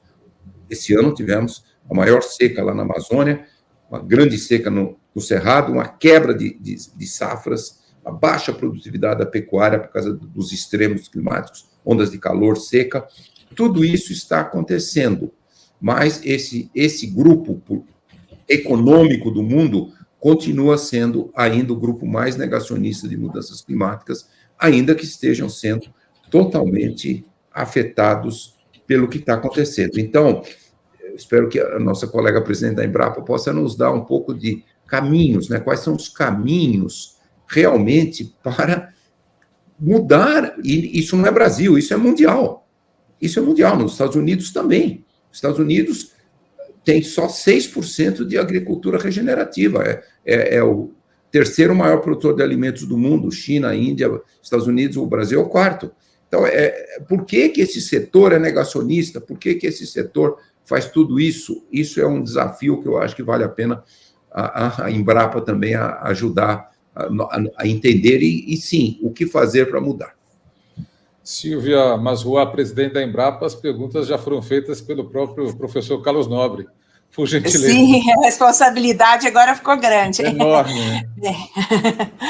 Bem, na verdade é o seguinte, dá para produzir e preservar ao mesmo tempo. Esse é o ponto, né? O porquê que a gente ainda não trabalha isso no ponto máximo, vamos dizer isso. Eu acho que tem toda uma história aí, né? Se a gente lembrar 50 anos atrás, a gente era importador de alimentos e avançamos aí, primeiro pensando em melhorar a nossa produção de alimentos para garantir a segurança alimentar interna, a gente acabou trabalhando com tecnologias que desenvolveram e aumentaram a nossa produção e produtividade, que a gente acabou sendo grande produtor exportador e um grande player na agricultura mundial. Então, eu acho que para resolver esse problema, na verdade, ou tentar, a gente pode pegar alguns exemplos. Vamos pegar na época do Código Florestal. Teve uma discussão muito grande entre os ambientalistas e ruralistas, né, por volta de 2012, mas isso daí chegou num ponto de convergência. Eu acho que nós estamos nesse novo momento que a gente precisa trabalhar nesse ponto de convergência. A ciência tem tecnologia, tem práticas sustentáveis, tem sistemas de produção cada vez mais sustentáveis. O exemplo aí que o professor Carlos Nobre falou, da integração lavoura-pecuária, integração lavoura-pecuária-floresta. Só para vocês terem uma ideia, hoje nós temos 17 milhões de hectares de ILPF no Brasil, mas a maioria ainda é ILP, né, que é lavoura e pecuária. Então, a gente precisa incentivar, né, ainda mais a introdução do pilar da floresta e da restauração florestal. Então, hoje a gente tem tecnologia, essa pauta, né, do bioinsumos, da agricultura de base biológica, né, é algo que está cada vez mais sendo oportunidade de trazer, além de tudo, diminui o custo de produção, então são alternativas para diminuir a dependência de fertilizantes químicos e tal. Então, essas tecnologias, elas já existem, mas nós temos que trabalhar agora nessa convergência. Na minha visão, nós temos que fazer um pacto no Brasil e um pacto global também para discutir isso, né? Para mostrar que a gente... Primeiro no Brasil, porque não adianta... A gente pode discutir aqui no nosso país, com as divergências, né? A visão tanto dos ambientalistas quanto dos ruralistas, tem a ciência, mas a gente tem o setor produtivo, a gente tem que pôr todo mundo na mesa. Eu acho que a gente tem que se organizar, discutir internamente como o Brasil, como um grande player de produção de alimentos para o mundo, né, mas para produzir isso de maneira sustentável e nos 3 pilares. Então, para mim, a solução para isso é a tecnologia a gente tem. A gente precisa de políticas públicas que incentivem isso, né? Dar o exemplo, falar novamente essa política aí do governo federal da recuperação de áreas degradadas, foi comentado aqui. Realmente, na verdade, nós temos 160 milhões de hectares de pastagem, mas 40 milhões de hectares de áreas, né, para ser recuperadas, né, aproximadamente. 40 milhões, gente, é praticamente o que a gente expandiu nos 50 anos. Então, nós temos 40 milhões para a gente trabalhar em 10 anos sem derrubar nenhuma árvore. Então, é possível, sim, a gente fazer isso com tecnologia, com política pública, né? E também com assistência técnica para incentivar os produtores a fazer. Eu acho que nós estamos precisando fazer um pacto, né? Primeiro no nosso país, mas também fazer um pacto global para que a gente possa, porque, lógico, tem os interesses comerciais dos países, né? O Brasil hoje é um grande player, o momento é outro, né, do que 50 anos atrás, que o Brasil talvez não ameaçasse nada, mas hoje, né, o Brasil é um grande player, todo mundo olha para a gente como um grande player para garantir a segurança alimentar no mundo todo, né? Então, eu acho que esse pacto é importante, primeiro internamente, né, para a gente poder introduzir cada vez mais e mostrar que produzir e preservar ao mesmo tempo faz parte, é possível incentivar cada vez mais esse modelo. Obrigado. Eu vou pedir para que a presidente da Embrapa seja mantida na tela para ler a pergunta do Sam. Ele teve um problema no computador dele, então eu vou ler a pergunta, que a senhora já respondeu parcialmente, mas a pergunta do Sam para os 3, inicialmente para a senhora, o papel do Brasil como um produtor de alimentos só vai crescer em importância ao longo dos anos até 2050, quando a população mundial deve chegar a 9 bilhões de pessoas. Como o Brasil pode se proteger melhor contra desastres climáticos para garantir a alimentação mundial e o próprio sustento? E ele complementa, Silvia, quais são os principais gargalos, a senhora acabou de falar parcialmente sobre isso, para garantir uma produção mais sustentável, tecnologia adequada, falta de assistência técnica? Depois a gente segue com os outros painelistas. Por favor.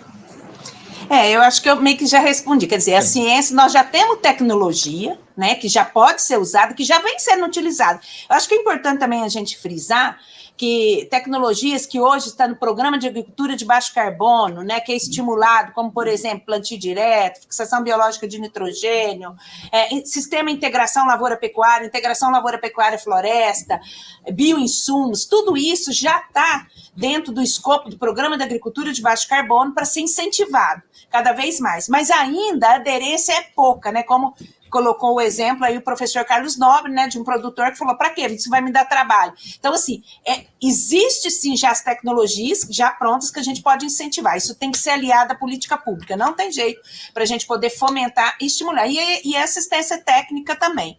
Em relação à assistência técnica, o que acontece?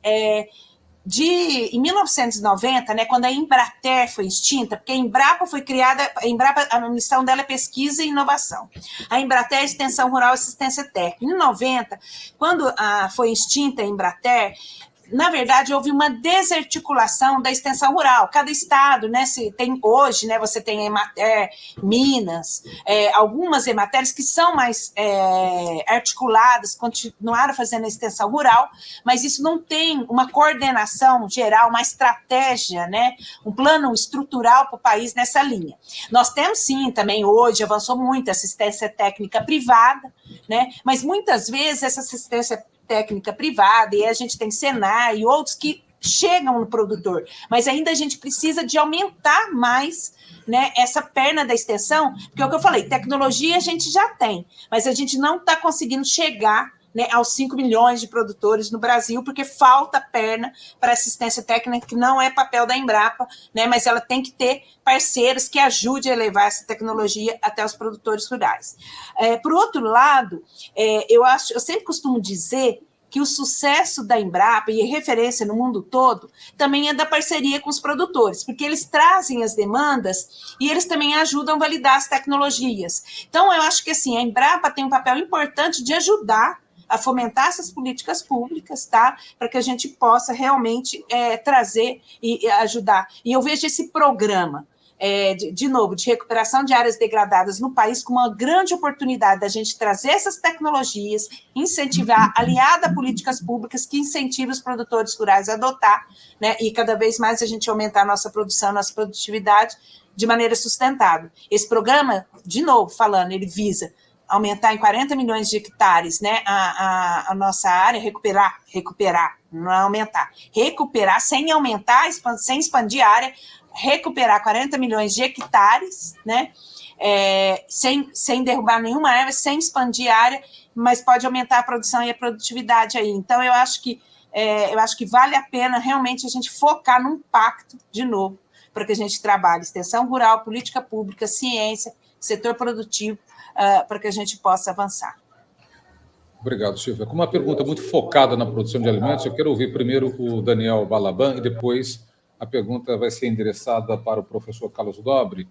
Daniel, a pergunta do Sam, ela fala sobre gargalos e proteção do país contra desastres climáticos. Algum acréscimo, por gentileza? Sim, a presidente Silvia praticamente falou tudo, né? O mais importante é ter um planejamento de ações para o futuro. Não adianta ficar deixando com que cada um resolva. O Brasil teve um acréscimo de produtores de soja, porque toda a soja é praticamente vendida para a China. Vou contar um caso para vocês. Estive recentemente num evento com chineses e perguntei por que os chineses compravam tanta soja, por que eles não produzem soja em solo chinês? Poderia produzir soja em solo chinês. E eles me responderam quase que rindo, né? A gente não compra soja do Brasil, a gente compra água do Brasil. Aí eu disse, como assim? Ele disse, não, porque para produzir soja precisa de muita água. Para vocês terem uma ideia, para produzir 1 quilo de soja são necessários 1.388 litros de água. Então, é óbvio que eles entenderam, e eles não querem utilizar, eles não têm aquíferos, né, debaixo da China, como nós temos aqui no Brasil. Então, na realidade, eles compram nossa água. Então, olha que planejamento, olha que ideia, né? Eles não querem usar a água deles para produzir algo que vai alimentar bicho, né? Porque a soja que o Brasil vende para a China é para alimentar porco na China. Então, não é nem para gente, não é para alimentar pessoas. Então, vocês vejam que isso não é inteligente, um país gastar tanta área, né, para plantar um produto que não serve nem para alimentar pessoas. Então, eu acho que esse planejamento futuro é o que falta a um país como o Brasil, que tem uma produção enorme, tem uma Embrapa, que toda a ciência, tem pesquisadores, tem um sistema de apoio aos pequenos agricultores familiares, as Ematers, que é muito inteligente, extensão rural, né? Então, não dá mais para ficar deixando à mercê, né, das pessoas que têm um poder econômico maior, decidirem o que vão fazer. Isso tem que ser organizado e planejado para que o Brasil esteja pronto no futuro a produzir os alimentos necessários para realmente alimentar o restante da população do Brasil e populações ao redor do planeta.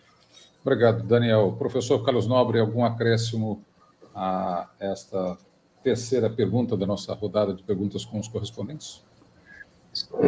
Os dois colegas já responderam bastante. Eu só queria chamar a atenção, e, lógico, a Embrapa está avançando muito nisso, especialmente a Embrapa Amazônia, mas, assim, só contar uma história. Eu fui trabalhar na Amazônia, em Manaus, há 49 anos.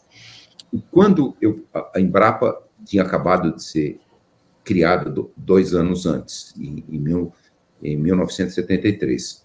E eu fui visitar a Embrapa, visitei a Embrapa lá em Belém também, e aí, naquela época, a Embrapa ali na Amazônia só queria falar de pecuária. Tanto é que 2 pessoas ali, um que se tornou da Embrapa depois, ele falou a famosa frase: a ocupação da Amazônia seguirá as patas do boi. Quando a gente vai hoje na Embrapa, lá de Belém, de Manaus, mudou tudo. A Embrapa está fazendo já há muito tempo, desenvolvendo o gigantesco potencial que a presidente da Embrapa já falou aqui em algumas respostas, que é a bioeconomia, né? A gente até chama sociobioeconomia de floresta em pé. Vários estudos já estão mostrando que as cooperativas lá na Amazônia fazem sistemas agroflorestais, elas mantêm a floresta, sistemas agroflorestais, algumas produzem mais de 50 produtos da biodiversidade da Amazônia, e não só isso, a economia, esses sistemas agroflorestais, eles têm um valor econômico muito maior, e essas cooperativas, já os cooperados, algumas delas com 200, 300 cooperados, atingiram a classe média. Todos os fornecedores, agricultores dos sistemas agroflorestais, normalmente o número é 1.000 a 3.000, já atingiram a classe C. Então, só para mostrar o potencial dessa nova bioeconomia dos produtos da nossa riquíssima biodiversidade, a maior biodiversidade do mundo. Todos os produtos da biodiversidade brasileira, começando com mandioca, açaí, castanha, cacau, jabuticaba, etc., não chega a 0,3% do PIB brasileiro. Então, eu vejo o gigantesco potencial dessa nova bioeconomia, com a riquíssima biodiversidade que o Brasil tem. Lógico, tem que aparecer mercado regional e mundial para os produtos da nossa biodiversidade. Mantenha a floresta em pé, mantenha os serviços ecossistêmicos e esses belos exemplos que eu citei na Amazônia, eles mostram... E outra coisa, essas cooperativas empregam 10 a 20 pessoas mais do que pecuária e soja. Muito mais lucrativas, criam um sistema econômico melhor, mantém a floresta, mas é lógico, nós vamos agora fazer como dar escala para esses produtos da nossa riquíssima biodiversidade. Eu vou muito nessa linha, como eu falei, a Embrapa de Belém, de Manaus, hoje desenvolvem várias atividades para essa bioeconomia, e, lógico, um outro desafio também que nós temos, que é a política atual do governo federal. Vocês sabem, o MIDIC criou a Secretaria de Descarbonização, de Economia Verde, Descarbonização e Bioindústria. Então, é como trazer para dentro de todos os biomas brasileiros a industrialização, a agregação de valor aos vários dezenas, para não dizer centenas de produtos da biodiversidade. Então, esse eu considero um enorme desafio social, educacional e econômico do Brasil. Não vou dizer que o consumo de carne e de outros produtos vai diminuir no mundo, mas a gente tem que criar esses novos mercados. E outro ponto importante, eu finalizo, os indígenas estão há 12 mil anos aqui na América do Sul, na Amazônia, e eles já utilizaram e continuam utilizando mais de 2.000 produtos da biodiversidade da Amazônia. E, do ponto de vista de saúde, você utilizar muitos produtos da biodiversidade é muito mais saudável para nós do que ficar em poucos produtos. Alimentos ultraprocessados não são muito bons para a saúde. Então, só queria fazer esse comentário para dizer também, parabenizar também a Embrapa, que está agora avançando muito e, sem dúvida, as tecnologias que a Embrapa vem desenvolvendo são muito importantes para os sistemas agroflorestais, mas esse é o grande potencial que o Brasil tem. Obrigado, professor. 11 horas e 36 minutos, horário de Brasília. A gente já está chegando ao final deste encontro com a imprensa internacional. Na quarta rodada de perguntas, nós temos agora a Norma Cury, que é correspondente de Portugal no Brasil. Norma, se você puder habilitar a sua câmera, por gentileza. Olá, Norma, tudo bem? Vocês estão... Sim. Alô. Olha, é o seguinte, posso fazer a pergunta? Por favor. É que me parece que tem dois Brasis aí. Por exemplo, a gente está conversando aqui sobre um Brasil maravilhoso, que algumas pessoas mais identificadas com ele estão indo nisso e tal, comprando coisas sustentáveis, prestando atenção no que vai comprar no supermercado e tal. Por outro lado, a PEC das praias acabou de ser aprovada, né, com transferência de terrenos da Marinha para os ocupantes.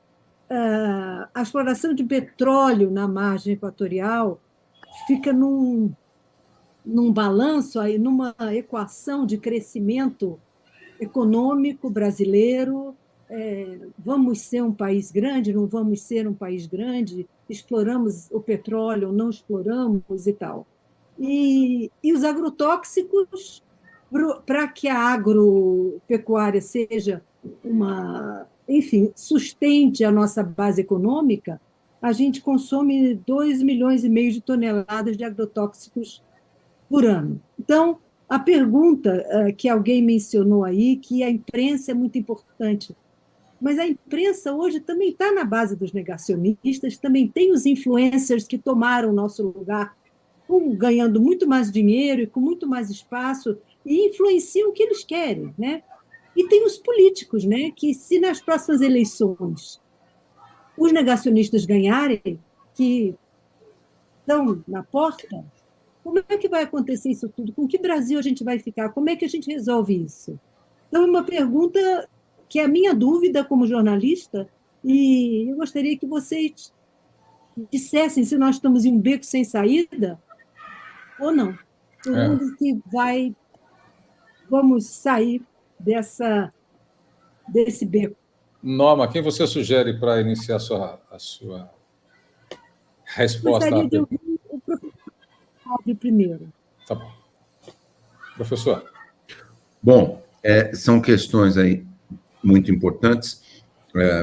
Como eu falei antes, né, eu, pessoalmente, estou vendo, ou pelo menos estou otimista, porque eu não estou mais percebendo que as fake news, os negacionistas, estão crescendo, eles estão falando alto porque eles estão perdendo a batalha. Grande parte da população, eu entendo a questão que o colega trouxe de evangélicos, sim, tem ainda um movimento evangélico bastante negacionista em todo o mundo, mas eu estou já há 2 anos, um colega traz aqui para a minha cidade de São José dos Campos vários líderes evangélicos, eles visitam o INPE, eles visitam o CEMADEM, e eles terminam aqui em São José dos Campos com uma conversa minha de 2 horas, e eu tenho notado que muitos desses líderes evangélicos também começam a entender o risco da emergência climática. Então, estou assim, ficando modestamente otimista que também os evangélicos vão largar o negacionismo e vão entender o que está acontecendo com o planeta. Então, assim, no ponto de vista... E também, eu estou vendo assim, uma diminuição muito grande. Por exemplo, se eu pegar só quem me convida para dar entrevista, mudou demais nos últimos tempos, nos últimos anos, e principalmente agora, depois da crise no Rio Grande do Sul.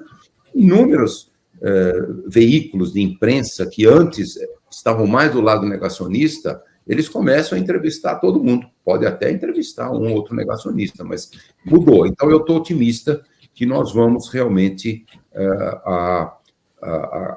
criar, mostrar os riscos e vamos diminuir, acabar com o negacionismo. É lógico, aquilo que você mencionou é uma enorme preocupação que todos nós temos, é porque, globalmente, nos países democráticos, estão elegendo mais políticos, às vezes negacionistas, até presidentes, etc. Essa é uma enorme preocupação.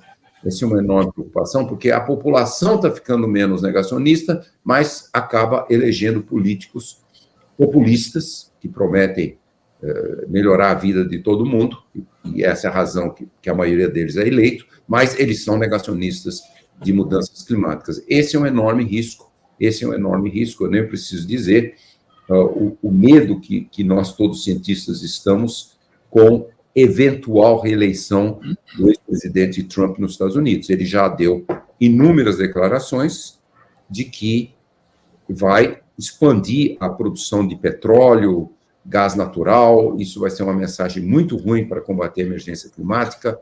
e uma série de outros negacionismos. Então, essa preocupação, eu confesso que eu continuo a ter muito grande, por que nós estamos elegendo políticos negacionistas. E uma mensagem que eu sempre faço agora para as eleições aqui no Brasil de prefeitos e vereadores é, independente da orientação política, direita, centro-esquerda, eu não vou nem dizer extrema-direita e extrema-esquerda, que são negacionistas, mas direita, extrema e centro-esquerda, não votem em políticos negacionistas. Nós temos que votar em políticos que vão contribuir muito para que nós busquemos soluções para todos essa emergência climática que nós vivemos. Paro por aqui. Obrigado, professor. Vou adotar, Sérgio, aqui a ordem alfabética entre Daniel e Silvia. Daniel Balaban, o seu acréscimo, a sua resposta a essa pergunta, por gentileza. Norma, eu vou corroborar com o professor Carlos Nobre. Eu sou uma pessoa extremamente otimista e eu vejo, pelas minhas andanças pelo mundo e pelo Brasil, que apesar da gente estar pensando... Porque o que acontece? Hoje a gente tem acesso a todo tipo de estupidez que acontece no Brasil e no mundo. E as maiores notícias vêm, logicamente, fruto das loucuras que as pessoas falam ou dizem ou tentam fazer. Então, a gente tem uma sensação de que eles são maioria, e não são maioria. Então, essas pessoas não são maioria, a maioria de pessoas estão começando a entender, a compreender bem a correlação entre o cuidado ao meio ambiente, o cuidado à natureza. Você veja, principalmente pelo consumidor. Hoje as pessoas consomem produtos muito mais saudáveis, elas tentam consumir produtos muito mais saudáveis. Há muito tempo atrás eu ia no supermercado, a primeira prateleira dos produtos eram produtos comuns. Hoje, os produtos criados sem pesticidas estão tendo muito mais acesso, as pessoas têm mais acesso e veem aquilo lá, apesar de custarem mais caros. As pessoas olham, esse produto aqui, ele tem trabalho escravo, eu vou comprar, essa camisa veio daquela loja, não sei das coisas. Então, as pessoas estão muito mais conscientes e interessadas em fazer as coisas, apesar da grita maior ser, essas pessoas têm muito dinheiro, esses grupos que fazem negacionistas, que desenvolvem essas teorias de conspiração. Existe um grupo que é gigantesco no Rio Grande do Sul, produzem o tempo todo histórias fantasiosas e publicam, e existem lugares que publicam. Então, isso tudo bem, eles têm dinheiro para fazer isso. Mas, ao mesmo tempo, eles não estão conseguindo, eles não vão conseguir, e a verdade sempre vai prevalecer, eu tenho certeza absoluta. E a gente vai conseguir, sim, mostrando através da ciência a real origem das questões, né? E as soluções que estão sendo dadas pelos cientistas, pelas pessoas que trabalham, que produzem, que fazem pesquisa, de como que a gente vai conseguir aliar a produção sustentável de alimentos aos cuidados ao meio ambiente. Nós vamos atingir um planeta ainda livre, né, desses males e com pessoas alimentadas com produtos naturais. Isso a gente vai acontecer. E eu acredito ainda que eu vou estar vivo para ver. Eu sou muito otimista, Norma. Obrigado, Daniel. E para fechar, Silvia Masruá, presidente da Embrapa, você é mais para otimista ou mais para pessimista nesse aspecto? Sou otimista também. Eu vejo que... Mas, na verdade, eu acho que o ponto, que, assim, como eu já comentei aqui, eu acho que a gente tem que trabalhar na convergência e não na polarização. E aí a gente precisa muito da imprensa, do jornalismo profissional para ajudar a gente também nisso, né? Porque eu acho que a Norma colocou, né? Tem várias notícias e às vezes fica até difícil, né, de divulgar, mas eu acho que a gente tem que trabalhar nessa convergência, né? Onde, né, o professor Carlos Nobre falou, não importa se é esquerda, direita ou centro, mas evitar o negacionismo, né? Trabalhar com aqueles candidatos que entendem a importância da ciência. Então, eu acho que a gente precisa trabalhar com essa convergência. Acho que está faltando isso, principalmente no nosso país, mas acho que isso é no mundo todo, mas vamos começar, né, dentro de casa.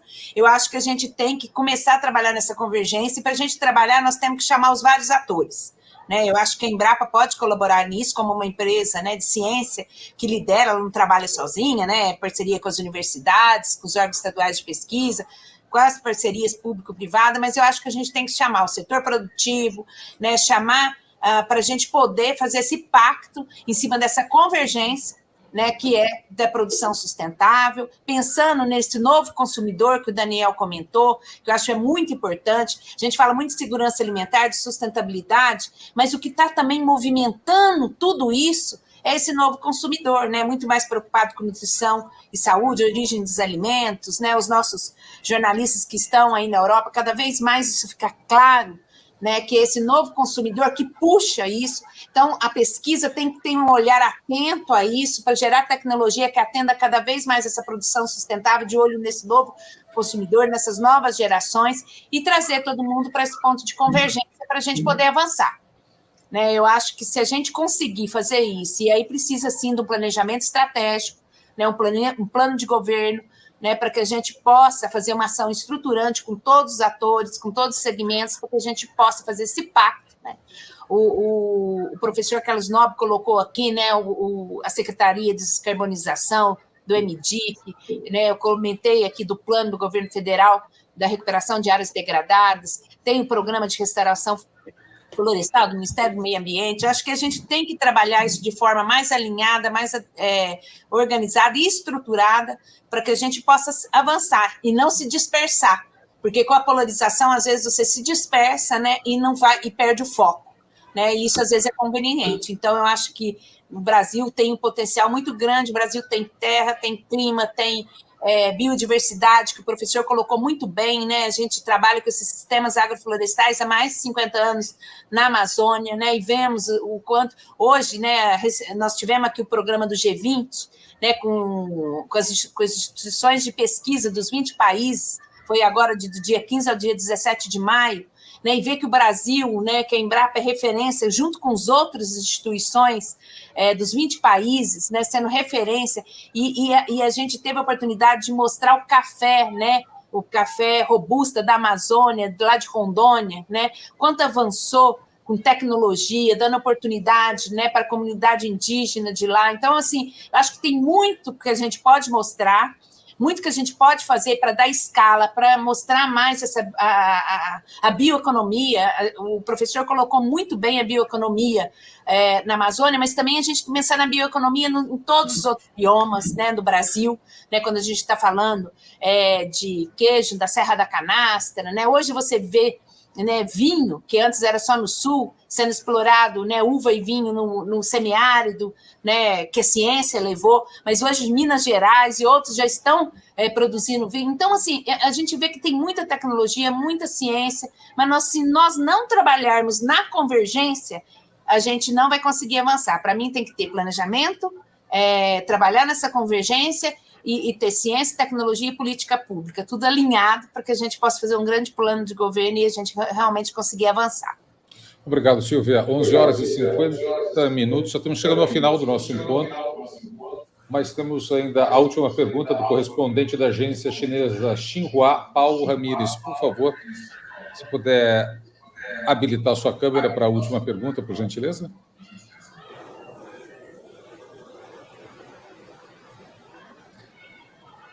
Só chamar novamente o correspondente da agência chinesa Xinhua. Lembrando que a gente tem mais alguns poucos minutos. Essa é a última rodada de perguntas que a gente tem. Tá. Olá, como é que você está? Bom dia, tudo bem? Sim. Oi, bom dia.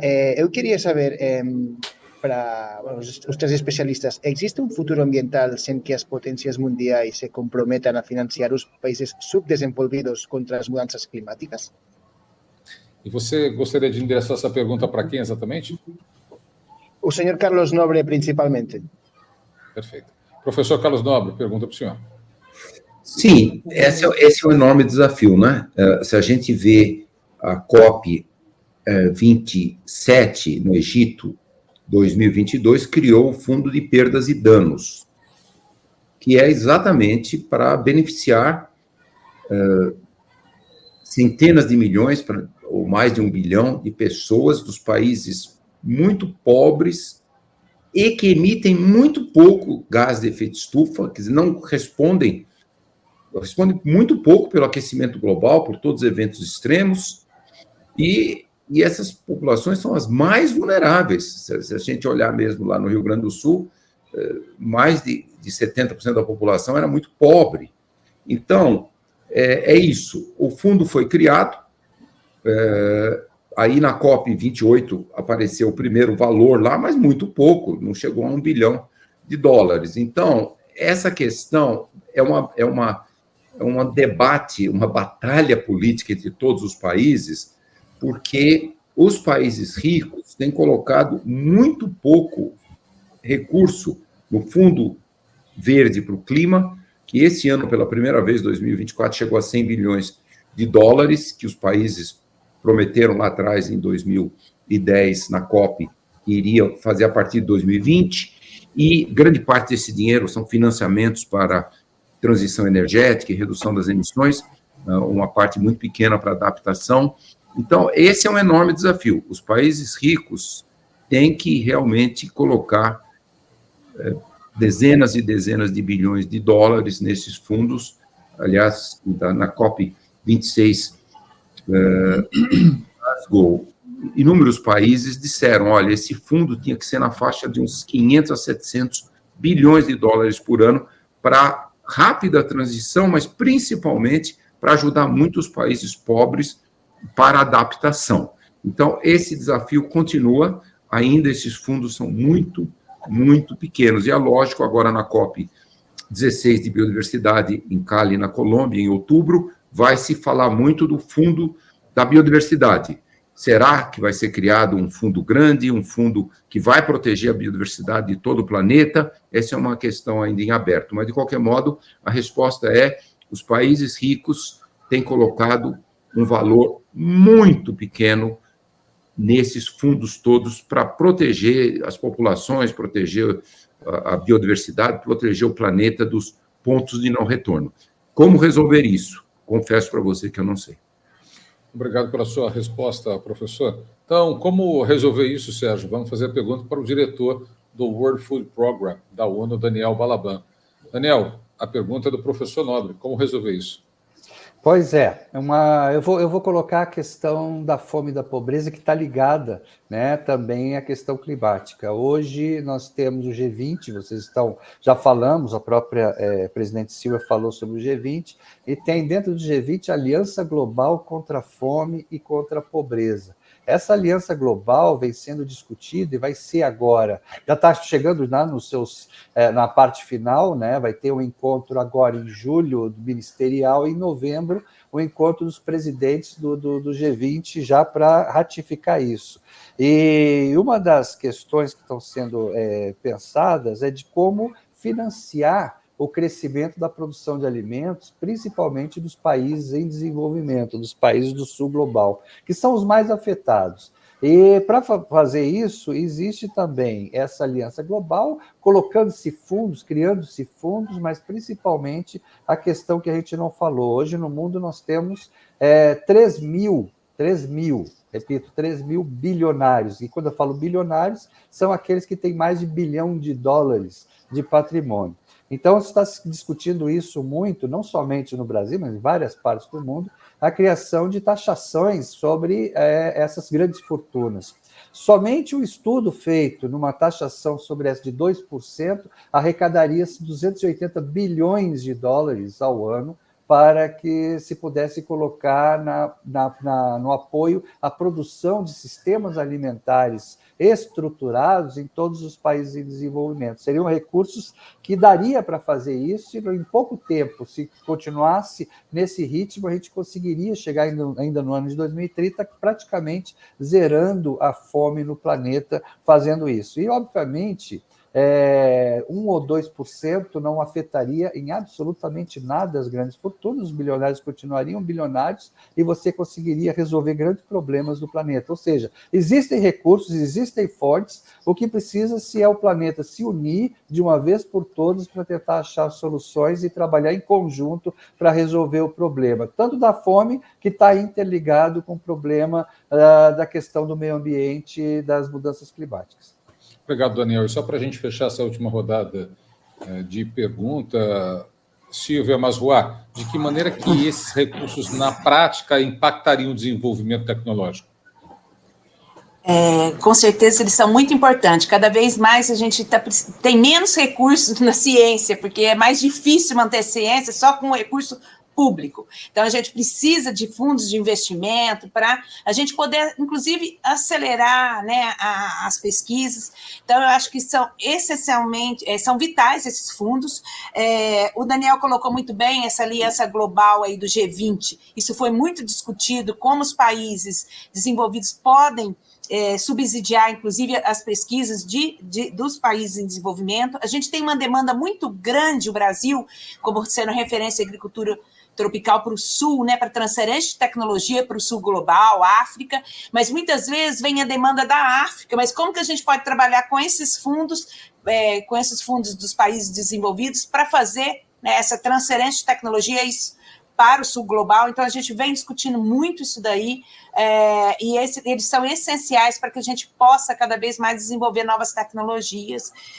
De novo, eu só gostaria de frisar, se a gente trabalhar na convergência, que é essa questão da segurança alimentar, da fome, né, a vulnerabilidade, né, social, mas também da agricultura, dos alimentos, frente a mudanças climáticas, se isso for a prioridade, e a gente trabalhar junto ao setor produtivo, mas também esses fundos de financiamento, eu acho que a gente consegue avançar, e é essencial para avançar com a pesquisa, sim.